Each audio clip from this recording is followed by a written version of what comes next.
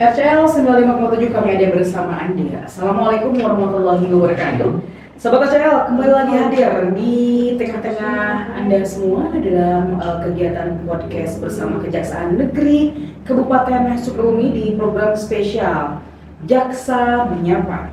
Edisi hari ini Selasa 30 Januari 2024 bertempat langsung di kantor Kejaksaan Negeri Kabupaten Sukabumi. Dan kami ucapkan juga terima kasih kepada Kepala Kejaksaan Negeri Kabupaten Sukabumi, Bapak Sidjo SHMH telah menyediakan ruang yang begitu luas untuk kami menyapa warga masyarakat Kabupaten Sukabumi. Dan kali ini spesial juga nih, di awal tahun 2024, dan juga kita akan membahas hari ini terkait dengan tema kita adalah penanganan tindak pidana korupsi. Dan sebagai narasumber pada siang kali ini ada Bapak Wani Kurniawan SHMH selaku Kasih Intelijen. Selamat siang Bapak. Selamat siang, Mbak Nori. Ada juga Pak Melkan Balya Sarjana Hukum selaku Kasubsi EKPPS. Selamat siang menjelang sore Teh Nori. Oke, luar biasa ya. Ini tampak tegang nih Pak. Kalau awal tahun agak tegang dulu gitu ya. Oke, mudah-mudahan juga seiring beriringnya waktu bisa mencairkan suasana dan juga tidak tampak tegang ya.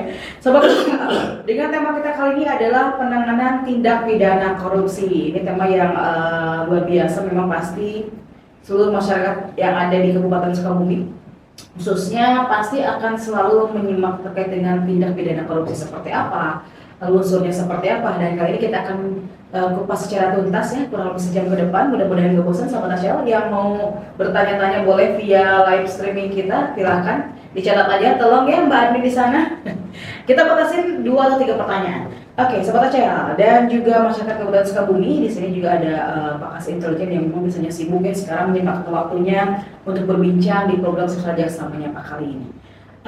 Mohon izin Pak Kasih Intelijen, Pak Wawan. Iya, Mbak. Oke, dan kita tema kali ini adalah tindak pidana korupsi, Pak. Betul. Nah, mungkin sebagian juga ingin mengetahui lebih jelas dan diulang kembali. Sebenarnya apa sih yang dimaksud dengan tindak pidana korupsi? Kenapa disebut tindak pidana bukan tindak perdata? Baik, terima kasih Mbak Nori atas pertanyaannya. Ini kaitannya dengan acara pada hari ini dengan judul penanganan tindak pidana korupsi. Seperti pertanyaan tadi yang telah disampaikan oleh Mbak Nori, jadi berdasarkan Kamus Besar Bahasa Indonesia, korupsi adalah penyelewengan atau penyalahgunaan uang negara, baik itu perusahaan dan sebagainya, untuk kepentingan pribadi atau orang lain. Nah, sebenarnya ada undang-undang yang mengatur mengenai tindak pidana korupsi, yaitu Undang-Undang Nomor 31 Tahun 1999, sebagaimana diubah dengan Undang-Undang Nomor 20 Tahun 2001 tentang pemberantasan tindak pidana korupsi. Namun dalam undang-undang tersebut memang tidak digambarkan secara jelas mengenai definisi tindak pidana korupsi.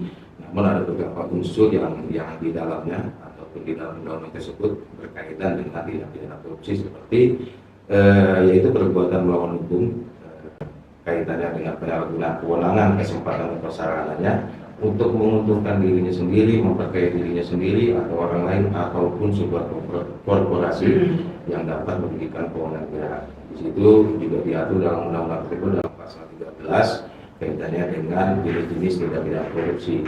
Ada pemerasan, ada juga penggelapan, ada juga penyuapan dan lain-lain sebagainya. Itu definisi dari tindak pidana korupsi. Seperti itu, Mbak. Oke, berarti bukan ini memperkaya diri sendiri gitu ya? Betul. Itu memperkaya diri sendiri. Kalau memperkayanya banyak kan itu masuk korupsi juga nggak? Oh iya, karena di dalam unsur-unsur tindak pidana korupsi, memperkaya orang lain itu termasuk dalam pengertian tindak pidana korupsi. Jadi bukan hanya kita saja yang mendapatkan hasil korupsi, akan tetapi apabila itu juga menguntungkan ataupun memperkaya orang lain yang tidak tidak mungkin dalam kewenangannya ataupun jabatannya, tapi diuntungkan atas hasil tindak pidana korupsi, itu bagian dari tindak pidana korupsi. Seperti itu. Oke, pasti ada salah satu yang dirugikan gitu ya. Betul. Oke.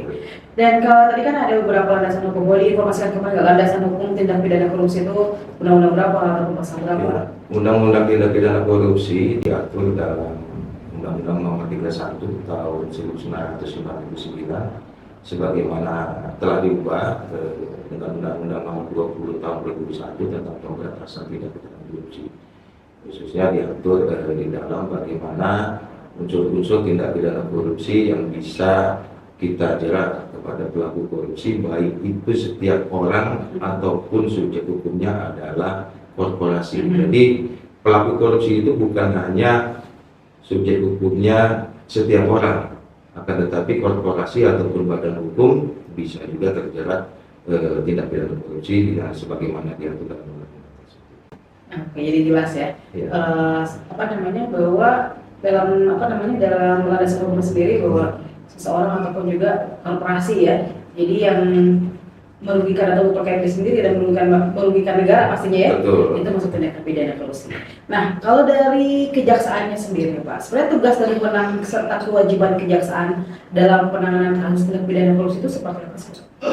Ya, tugas dan wewenang kejaksaan sebelumnya memang diatur dalam pasal Undang-Undang Nomor 16 Tahun 2004 sebagaimana telah diubah dengan Undang-Undang Kejaksaan yang baru. Itu diatur dalam pasal 30 ayat 1 kaitannya dengan bahwa kejaksaan diberikan kewenangan untuk melakukan penyidikan tindak pidana korupsi. Jadi undang-undang tersebut tentang kejaksaan memang telah diatur bagaimana kejaksaan dapat melakukan penyidikan tentang tindak pidana korupsi selain penyidikan-penyidikan yang lain yang bisa dikerjakan oleh kejaksaan. Oke, berarti memang udah ada wewenang tersendiri. Mungkin Ya, ditambahkan oleh Pak Mul kan? Aduh, ini mungkin karena cuacanya lagi agak sedikit ini, jadi kita agak ini ya, jadi saran aja untuk tetap menjaga kesehatan ya, karena ke depan nanti kita akan melaksanakan pemilihan umum. Betul sekali. Pilpres. Nah, kewenangan kejaksaan terkait dengan penanganan kasus tindak pidana korupsi itu seperti yang disampaikan oleh Pak Kasindra tadi, bahwa memang di dalam undang-undang kejaksaan itu dijelaskan bahwa kejaksaan itu mempunyai tugas dan wewenang melakukan penyidikan terhadap tindak pidana tertentu berdasarkan undang-undang. Nah, kewenangan dalam ketentuan ini adalah kewenangan sebagaimana diatur misalnya dalam Undang-Undang Nomor 26 Tahun 2000 tentang Pengadilan Hak Asasi Manusia dan Undang-Undang Nomor 31 Tahun 99 junto Undang-Undang Nomor 20 Tahun 2001 tentang tindak pidana korupsi. Itu diatur bahwasannya jaksa dapat melakukan penyidikan terkait dengan tindak pidana korupsi, seperti itu tambahannya. Oke, berarti memang sesuai ya dengan asalnya undang-undang wewenang seperti apa melakukan penyidikan seperti itu. Dan kalau unsur-unsurnya nih, unsur-unsur apa saja yang termasuk dalam tindak pidana korupsi? Ya, dalam undang-undang tindak pidana korupsi, khususnya dalam Undang-Undang 31 tahun 99, terdapat beberapa unsur, yaitu di pasal 2 dan pasal 3 yang memang kita kadang sering gunakan untuk mendakwakan seseorang pelaku tindak pidana korupsi, yaitu pertama unsur setiap orang ataupun korporasi badan hukum. Yang kedua adalah unsur secara melawan hukum. Yang ketiga adalah memperkaya diri sendiri atau orang lain. Dan yang terakhir adalah yang dapat merugikan keuangan negara ataupun perekonomian negara. Nah, dalam pasal 3 juga terdapat unsur-unsur kaitannya dengan tindak pidana korupsi, yaitu setiap orang ataupun korporasi itu badan hukum yang menguntungkan diri sendiri atau orang lain. Jadi bukan hanya materi, tapi kan bisa memberikan kesempatan kepada orang lain untuk melakukan perbuatan tindak pidana korupsi dengan menyalahgunakan kewenangan jabatan atau kedudukannya yang dapat merugikan keuangan negara ataupun perekonomian negara. Itu beberapa unsur yang terdapat di dalam undang-undang tindak pidana korupsi. Oke, nah kalau bentuk tindak pidana korupsinya itu sendiri itu seperti apa sih Pak? Bentuk-bentuk tindakan korupsinya itu seperti apa? Ya, yang sering kita temukan khususnya instansi ataupun lembaga yang melakukan anggaran yang menggunakan uang negara. Biasanya pelaku tindak pidana korupsi ini menyalahgunakan kewenangannya ataupun jabatannya. Misalnya dalam kegiatan yang menggunakan anggaran negara, baik itu APBD ataupun APBN, dia mempunyai tugas dan fungsi untuk melaksanakan kegiatan tersebut, tetapi disalahgunakan dengan menyalahgunakan kewenangannya yang ada padanya untuk melakukan tindak pidana korupsi. Ya intinya kaitannya dengan unsur kayak tindak pidana korupsi, bagaimana itu bisa mendapatkan ataupun memperkaya diri sendiri atau orang lain, ataupun menguntungkan dirinya sendiri ataupun orang lain, sehingga negara dirugikan atas perbuatan si pelaku tindak pidana korupsi. Ya rata-rata pasti pelaku korupsi mempunyai niat ataupun mensrea yang tidak baik. Kami menyebutnya niat jahat, mensrea yang mempunyai niat jahat untuk melakukan tindak pidana korupsi. Bagaimana dia mengambil keuntungan ataupun memperkaya dari apa yang dilakukan kaitannya dengan tugas dan fungsinya dalam melaksanakan kegiatan yang menggunakan anggaran negara seperti APBD ataupun seperti itu. Oke, berarti memang ini kan merugikan negara. Nah, kalau kan tadi kan merugikan negara berarti itu apakah korupsi itu memang pure berupa dilihat dari kerugian negara itu, misalnya mengambil keuntungan berupa uang, atau kan korupsi ada atau bentuk lain? Baik, sedikit saya tambahkan. Memang bentuk-bentuk tindak pidana korupsi itu ada beragam bentuknya. Di antaranya yaitu tadi yang seperti disampaikan oleh Pak Kasinta itu terkait dengan kerugian keuangan negara. Nah, selain itu juga terdapat suap menyuap, kemudian ada gratifikasi, pemerasan, penggelapan jabatan, dan perbuatan curang lainnya. Seperti misalnya kita mencontoh terkait dengan pemerasan. Seorang penyelenggara negara yang mempunyai kewenangan untuk melaksanakan kegiatan penyelenggaraan negara dengan menggunakan keuangan negara contohnya dalam pengadaan barang dan jasa. Nah, dalam hal ini ternyata si penyelenggara negara itu memanfaatkan kewenangan yang ada padanya itu untuk mencari keuntungan buat diri pribadi ataupun orang lain dengan cara memanfaatkan jabatan itu untuk melakukan perbuatan curang. Seperti itu. Oke, berarti memang ada salah satu penyalahgunaan kekuasaan gitu ya. Betul. Kekuasaan jabatan ya. Oke, berarti kenapa di wilayah Indonesia ini gitu ya, yang melakukan tindak pidana korupsi itu kebanyakannya penyelenggara negara sendiri ya? Betul. Oke, memang ini agak sedikit sensitif ya kalau membahas tentang korupsi yang dilakukan oleh para petinggi-petinggi mungkin ya. Dan sahabat Asia jangan kemana-mana, sebenarnya ini masih banyak diisi kepala saya aja masih banyak pertanyaannya. Dan jangan kemana-mana, tetap di RCL, kami ada bersama Anda.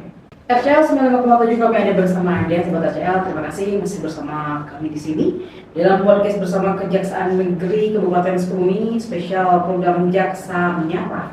Masih dengan narasumber kita kali ini Bapak Wawan Kurniawan SHMH selaku Kasih Intelligence dan juga Bapak Mulkan Belia SH selaku Kasubsi EKPPS.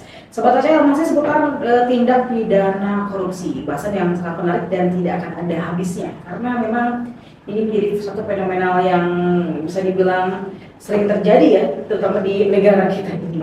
Oke, seperti tadi dijelaskan oleh Pak Kasitil dan juga Pak Mulkan terkait dengan apa itu tindak pidana korupsi, landasan hukum, tugas undang-undang kejaksaan seperti apa, dan juga unsur apa saja serta bentuknya seperti apa. Nah, kalau prosesnya sendiri nih Bapak Manigin, bagaimana sih proses penanganan tindak pidana korupsi di Kabupaten Sukabumi terutama? Iya, jadi kalau proses kaitannya dengan tindak pidana korupsi khususnya di Kabupaten Sukabumi, jadi gini menurut saya ini di menjabat sebagai Kasih Intel ini sudah 10 bulan ya.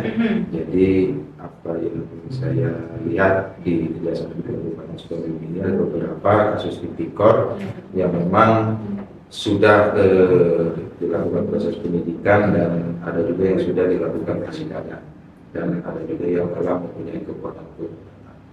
Jadi Kejaksaan Negeri Kabupaten Sukabumi pernah menangani kaitannya dengan dinas kesehatan yang mungkin warga ataupun masyarakat di Kabupaten Sukabumi mendengar informasi tersebut bahwa memang proses tersebut telah dilalui oleh jaksa penuntut umum yang telah disidangkan di pengadilan tindak pidana korupsi pada pengadilan negeri Bandung di Bandung kaitannya dengan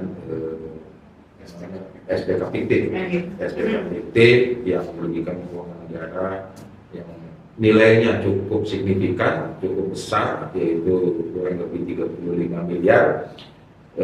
Akan tetapi atas perjuangan penuntut umum pada Kejaksaan Negeri Kabupaten Sukabumi, selain pelaku tindak pidana korupsi kita sidangkan di pengadilan, akan tetapi juga proses kaitannya dengan pemulihan keuangan negara juga terpenuhi. Kita juga mengembalikan atas pengembalian kerugian keuangan negara yang dilakukan oleh para terdakwa sejumlah 3 orang atas nama Harun dan kawan-kawan. Dan alhamdulillah setelah berkekuatan hukum tetap, kita juga dapat mengembalikan kerugian keuangan negara senilai 35 miliar rupiah secara utuh, seperti itu. Yang kedua, ada kaitannya dengan penyimpangan dana BOS dan PIP yang dilakukan penyidikannya oleh bidang pidana khusus Kejaksaan Negeri Kabupaten Sukabumi yang sampai saat ini dalam proses persidangan, dan besok hari Rabu di mana agendanya adalah pembacaan putusan oleh hakim. Mudah-mudahan juga itu berkekuatan hukum tetap tanpa ada proses upaya hukum, karena memang kita sudah menuntut dari terdakwa itu kepala sekolah SMP Islam Bandungan ya, melakukan, dan itu jadi ada beberapa penanganan. Dan yang akan datang, ya mungkin sudah banyak juga warga ataupun masyarakat Kabupaten Sukabumi yang sudah melihat pemberitaan ada salah satu badan usaha milik daerah Kabupaten Sukabumi, BUMD ya? Ya, BUMD, yang mungkin sebentar lagi juga akan menuju proses persidangan. Iya, pertanyaan itu tanda tanya besar ya. Ada BUMD yang lagi terkena kasus gitu ya Pak. Betul, ini sekedar informasi atau bocoran atau gimana sih Pak? Kita transparan, kita terbuka, sehingga memang kita sampaikan apa yang sedang dilakukan oleh Kejaksaan Negeri Kabupaten Sukabumi. Berarti memang dari Kejaksaan Negeri Kabupaten Sukabumi sendiri ini sudah ada beberapa kasus yang memang sudah ingkrah atau dirampungkan ya, dan juga ada kasus yang memang sedang berjalan seperti tadi diinformasikan terkait dengan dana BOS, penyelewengan dana BOS, dan juga yang akan datang. Kalau yang akan datang ini berarti ini yang sudah melalui proses penyidikan atau seperti apa sih Pak? Betul, sudah melalui proses penyidikan dan telah dinyatakan lengkap untuk P21. Dalam waktu dekat mungkin akan diserahkan ke penuntut umum untuk segera dilimpahkan ke pengadilan tindak pidana korupsi pada pengadilan. Oke, berarti kalau misalnya sudah P21 di sini tuh berarti si berkas dilimpahkan? Betul sekali. Sebentar lagi, tunggu tanggal main. Tanggal mainnya, tapi berarti kita tuh harus kenali hukum dulu Pak ya sebelum terjerat hukum seperti itu. Mudah-mudahan juga kasus yang dihadapi oleh baik itu BUMD maupun perorangan dari salah satu ataupun juga beberapa ya yang pelaku tindak pidana korupsi ini bisa menjadi pelajaran juga ya Pak ya. Oke. Dan Pak, kalau boleh tahu ini siapa saja sih yang bisa dilaporkan dan siapa saja yang boleh melapor? Boleh Pak Mulkan ditambahkan? Ya. Terkait dengan siapa saja yang bisa dilaporkan dalam perkara dugaan tindak pidana korupsi ini, sebenarnya subjek hukumnya itu di dalam undang-undang itu dijelaskan bahwa setiap orang ini bisa siapa saja, namun karena ini juga terkait dengan tipikor, lebih spesifikasinya ke penyelenggara negara.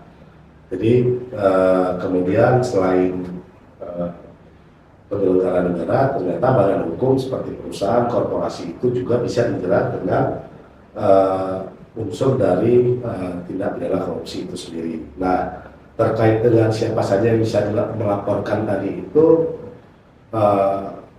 khususnya untuk di Kabupaten Sukabumi ini, sebenarnya siapa saja juga boleh melaporkan dugaan tindak pidana korupsi. Jadi tidak ada batasan apakah itu dari organisasi masyarakat, lembaga swadaya masyarakat, LSM, bahkan masyarakat biasa pun tanpa memiliki organisasi, namun memiliki cukup bukti untuk dugaan adanya terjadinya dugaan tindak pidana korupsi itu bisa melaporkan ke Kejaksaan Negeri Kabupaten Sukabumi ataupun ke kantor kepolisian Sukabumi. Jadi tidak ada batasan, siapa saja boleh melaporkan adanya dugaan tindak pidana korupsi. Seperti itu tenornya. Oke, berarti memang kalau melaporkan juga kita harus didasari dengan bukti-bukti yang konkret ya. Setidaknya supaya kita tidak dikatakan melakukan fitnah. Jadi kita minimal mempunyai satu bukti hukum saja dulu untuk melaporkan adanya dugaan tindak pidana korupsi itu. Nanti selebihnya penyidik yang akan mengumpulkan bukti baru nanti menetapkan tersangka jika ternyata ditemukan dua alat bukti yang sah. Kalau misalnya mohon izin, kalau si pelapornya sendiri ini kan suka ada data diri yang masuk ya. Apakah pelapor ini dilindungi ketika dia melapor oleh pihak kejaksaan sendiri ataupun seperti apa? Apakah mereka dia mendapatkan perlindungan hukum juga dari kejaksaan? Nah, sebenarnya di dalam undang-undang korupsi itu undang-undang telah menjamin kerahasiaan pelapor. Jadi setiap pelapor dalam dugaan tindak pidana korupsi itu identitasnya dirahasiakan sehingga sehingga keamanan serta keselamatannya dijamin oleh undang-undang. Oke, jadi mungkin sahabat Asyara ataupun masyarakat ya yang lagi melihat ataupun lagi mendengarkan juga, ketika kita memang melihat salah satu ada tindak tindak pidana korupsi, mungkin dikumpulkan dulu bukti-buktinya dulu ataupun satu atau dua bukti yang memang menurut kita ini menjadi salah satu unsur yang masuk dalam tindak pidana korupsi, boleh dilaporkan jika memang Anda merasa wah ini harus dilaporkan. Itu benar nggak Pak? Oke, jadi jangan ada rasa takut ya. Biasanya suka ada takut duluan gitu. Oke, Pak, selama di Kabupaten Sukabumi sendiri nggak Pak? Ini ada nggak sih Pak yang menjadi hambatan selama proses penyidikan dalam tindak pidana korupsi? Ya, menurut jadi hambatan ini pasti ada kaitannya dengan bagaimana kita melakukan penyidikan, karena di dalam penyidikan itu sesuai dengan pasal 184 KUHP memang dia terindikasi ataupun diduga melakukan tindak pidana korupsi, kita harus mengumpulkan dua alat bukti yang kuat, minimal dua alat bukti. Bagaimana kita bisa menduga ataupun menuduh seseorang melakukan tindak pidana korupsi. Di situ ada kaitannya dengan alat bukti keterangan saksi, kemudian keterangan ahli, kemudian ada surat, ada petunjuk dan keterangan terdakwa maupun keterangan tersangka itu sendiri. Jadi bagaimana penyidik bisa mengumpulkan minimal dua alat bukti untuk membuktikan bahwa memang pelaku ini ataupun penyelenggara negara ini benar-benar diduga melakukan tindak pidana korupsi. Hambatan di sini kadang-kadang memang muncul karena korupsi ini biasanya dilakukan lebih dari satu orang. Jadi bagaimana kita memanggil misalnya untuk melakukan pemeriksaan terhadap seseorang yang kita panggil itu kadang juga kita temukan bukti keterangannya.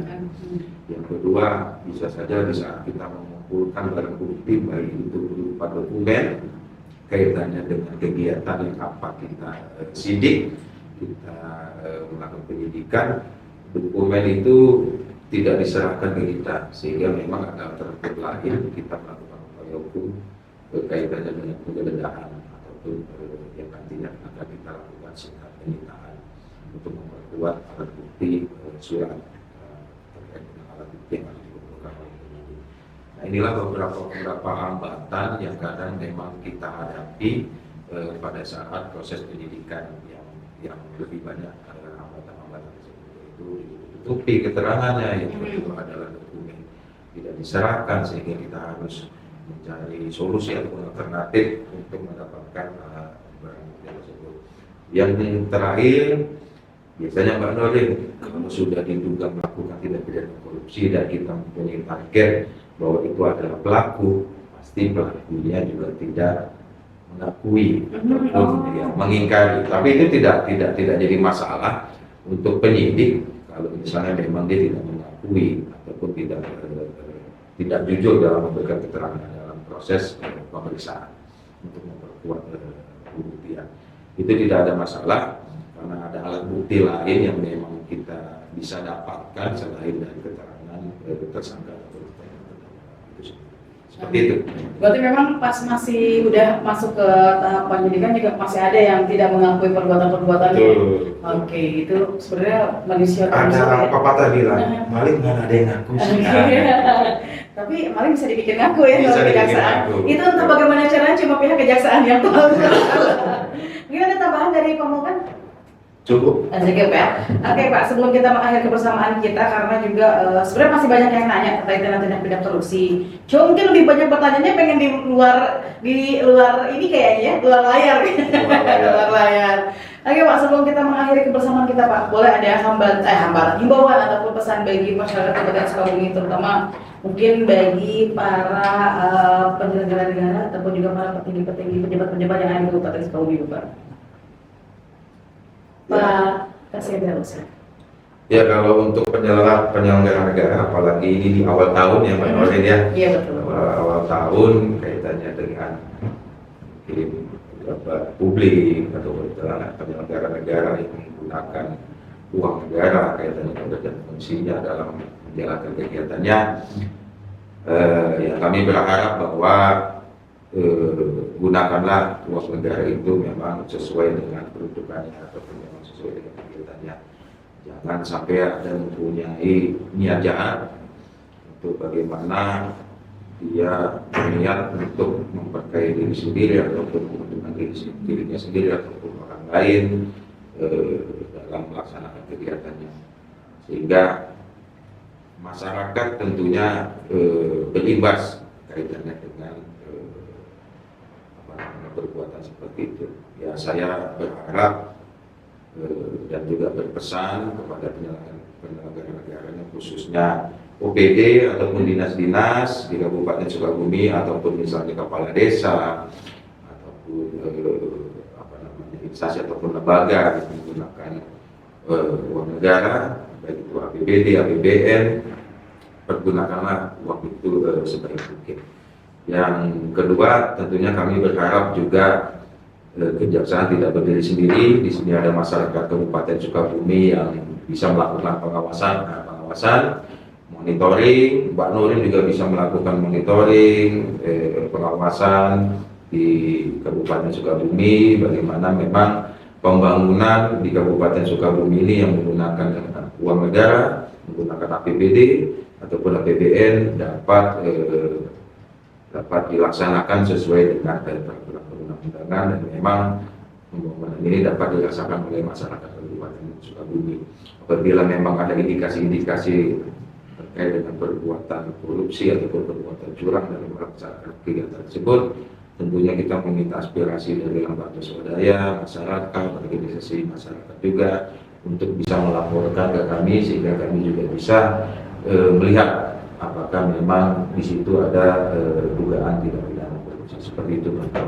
Oke, luar biasa Pak Rika, terima kasih. Dan mungkin Pak Mulkan ada tambahan sebelum kita akhiri?